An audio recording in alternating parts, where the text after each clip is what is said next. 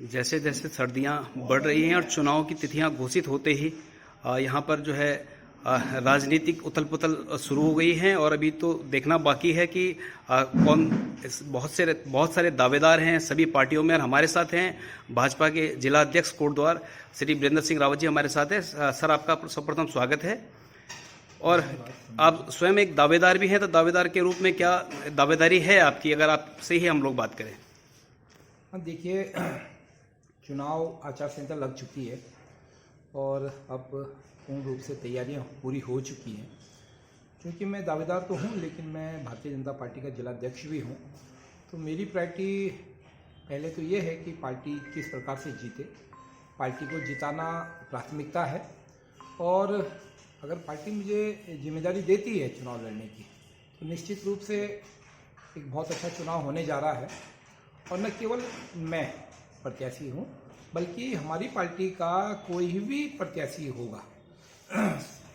6-7 लोगों ने दावेदारी की है और बहुत जिम्मेदार लोग हैं, जनता में जिनकी बहुत अच्छी पकड़ है, ऐसे सभी दावेदार हैं। लेकिन भारतीय जनता पार्टी आज से नहीं, बहुत पहले से ये तैयारी कर रही थी और अब तो केवल चुनाव में उतरने वाली बात है। जहाँ तक मैं बात करूँ विपक्ष की, तो विपक्ष पूरी तरीके से इस समय कहीं भी नहीं लग रहा है कि उनकी कोई चुनाव तैयारियां चल रही हैं। आज भी उनके पास कोई कैंडिडेट दिख नहीं रहा है। जहां हमारे पास 7-7 कैंडिडेटों ने मेयर के लिए दावेदारी की है, जो हमारे वार्ड मेंबर हैं, एक वार्ड में कम से कम 4-4, 5-5 लोगों ने दावेदारी की है और उनको छंटनी करके हम लोग भेज रहे हैं। और वहीं दूसरी ओर विपक्ष में एक भी नाम अभी तक ऐसा मजबूत नाम कोई दिखाई नहीं दे रहा है। तो ये उन्होंने पहले ही हार मान ली है, ये तय है।